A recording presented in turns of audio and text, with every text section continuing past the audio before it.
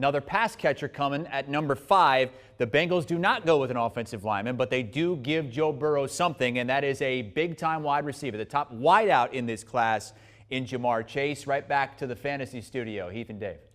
This is my favorite wide receiver in the class. I think that he's a game changer, an elite wide receiver. And honestly, the Bengals must think so too. They could have protected Joe Burrow with Penei Sewell, who's like a man and a half. The guy is like a garbage truck playing left tackle. And they went with Chase.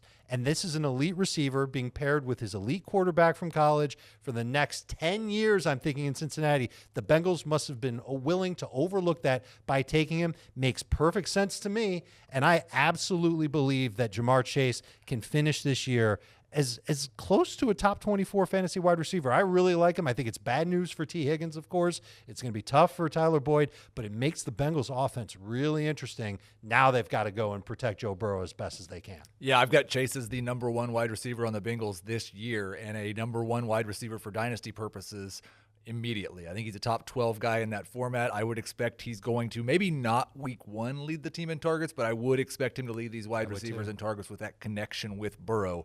And I think number 26 is where I've got him at now, borderline top 24, just like you said. All right, so instead of offensive lineman Penei Sewell or somebody else, I think you had him taking another offensive lineman there at 5 in your what should they do mock. But what do you think about actually going out and reuniting these two guys who won a title? Look, I like JaMarr Chase. I think he's clearly the best receiver in this draft class, and I don't think there's any debate about that. And they need receiver help, and you want to get everything you can around your young quarterback.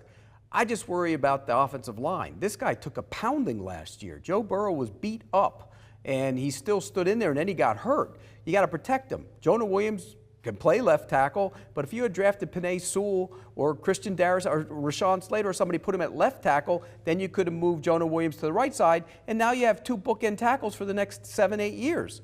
That's what I would have done. I think there's more value at getting an offensive lineman than getting the wide receiver. Although I love JaMarr Chase, I just think there's a ton of wide receivers in this draft. This is where fantasy and reality split, because reality, that's the right move. Take Penei Sewell, take one of the tackles, and you protect Joe Burrow. Fantasy-wise, we like to see weapons around young quarterbacks and let them flourish. And so you look at this receiving core now, and now you had a good player in T. Higgins as a rookie last year who put up good numbers before Burrow got hurt. Tyler Boyd's been a solid player, with A.J. Green, without A.J. Green, he's put up numbers. Joe Burrow now has a chance to be one of the best fantasy quarterbacks going into this season. You saw last year he was number 7 in terms of passing attempts per game. He was up there in terms of what his yards per game were as well. And so now you're just getting more weapons around him.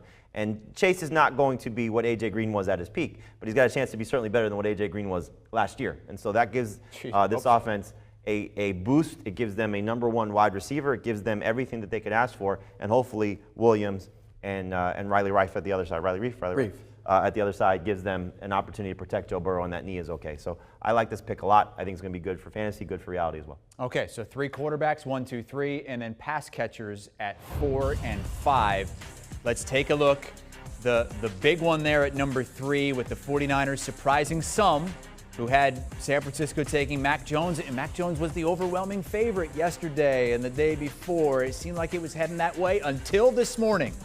So it's Trey Lance 3, then Kyle Pitts, highest drafted tight end in the common draft era, 50-plus years. And the Bengals go with JaMarr Chase, reuniting with his LSU teammate, Joe Burrow.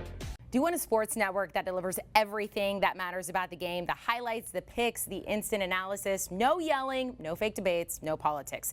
Hit the subscribe button and never miss a moment.